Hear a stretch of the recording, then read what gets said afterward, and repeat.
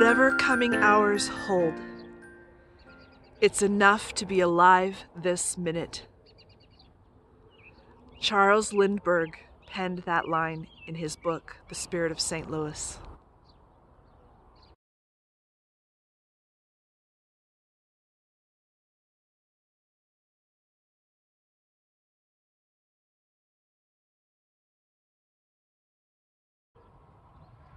I am here now.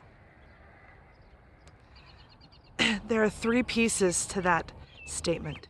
I am here now.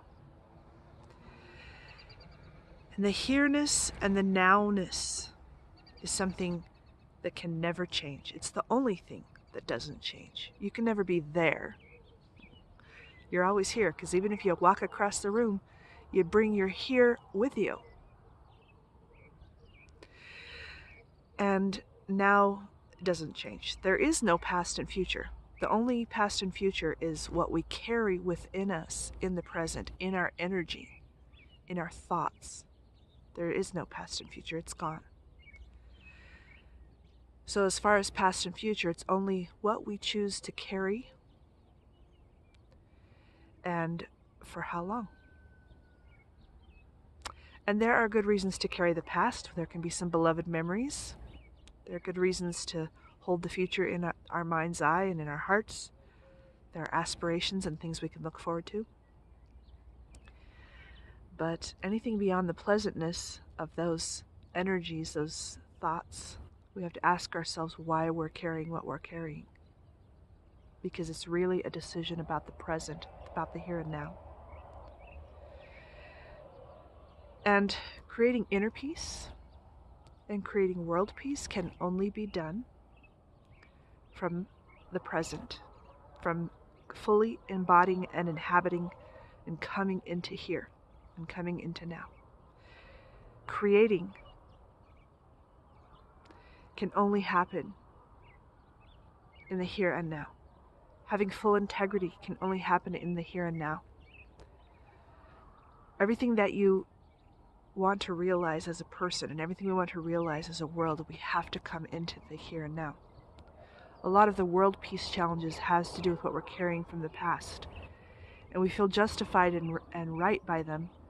And I can't blame anyone, but just like we have to on a personal basis decide that we're not going to maintain someone else's hurt of us in the present. We can do that on an individual basis. And on a world basis, at some point there has to be a reconciliation, and that reconciliation is going to have to let go of some things. Maybe not everything, but some things.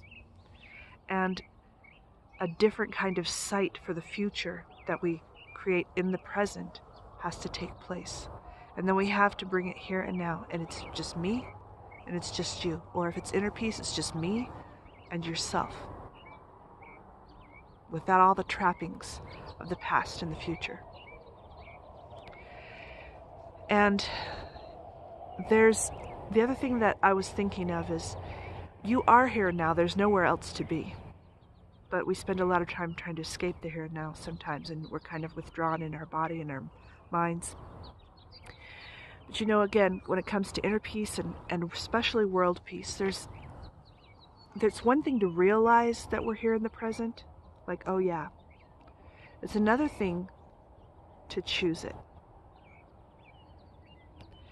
And there's a lot about this world that is out of our control and not our choice, starting with the fact that we've been born. And we have ideas about maybe why, but for the most part, we don't know why we're here, right? We've got ideas, but we don't know, okay? And it goes from there. Like, what the heck is this? What's going on, right? And then why are we killing each other? Well, it just goes on and on. Why this, why that? But there's certain power and freedom and comfort to stop rejecting it, though, and stop railing against it And even if it doesn't seem like we have a choice, to come into the choice, to not just be here, but to choose to be here. I choose this. I choose my body. I choose my life.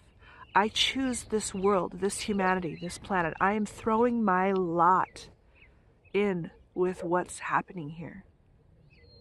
And it doesn't mean you approve of everything, and it doesn't mean you aren't going to make changes like in your personal life or work for changes here, but you choose it. And I actually think I heard Matt Kahn say something like this.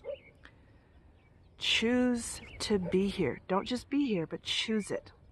Start to be in love with it. Not for that it's the good or that's what you ever wanted, because nobody gets their expectations met on the planet Earth. That's not what we're here for, to get our expectations met or have perfectionism. But love it in its messiness and choose to be here. I'm here, and I'm the brother and sister of all mankind, and we're going to do this. If you're kind of half running the other way, you're never going to be able to participate in world peace. World peace is not passive. It's very active. You're choosing your responses, and that's a hard thing to do. That's a challenging, strong thing to do. You're choosing to love. That takes a lot of strength. You're choosing to let go and forgive. That takes a lot of strength. You're choosing to think outside of the box about what we can make and the structures of our world. That takes a lot of strength, and you have to just want it. Maybe not want it, but want yourself and want other people and want this experience. And if you've spent your whole life rejecting this earth experience, that may be really hard, and it may even seem wrong, but it's a transition you have to make. I want to end with one other line from a poet named Philip Larkin, and he wrote this in a poem called Old Fools. And I just love it. I'm not even sure I understand it. It goes like this. To bring to bloom the million-petaled flower of being here. There's something called the 1,000-petaled lotus, and he used the million-petaled flower. And the 1,000-petaled lotus is a sacred symbol of us as beings, of the spirit and the matter combined, and all of the creation that can arise out of it. It's also a symbol for, I believe, the 7th or crown chakra. But it symbolizes the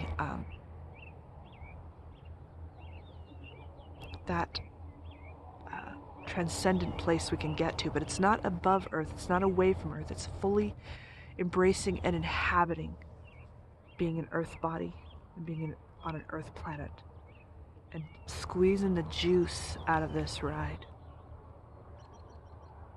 And that kind of approach is what it's going to take to create peace and to give yourself inner peace. Think about it. I'll see you later.